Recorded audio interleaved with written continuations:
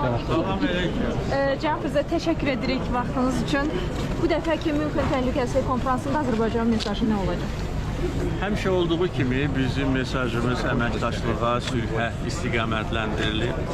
İlk dəfədir ki, bu tədbirdə mən artıq sülhü əldə etmiş dövlət başçısı kimi iştirak edirəm. Əlbəttə ki, bu məsələ burada yəqin ki, gündəlikdə olacaq. Ona görə bizim mesajlarımız həmişə olduğu kimi çox açıqdır, aydındır.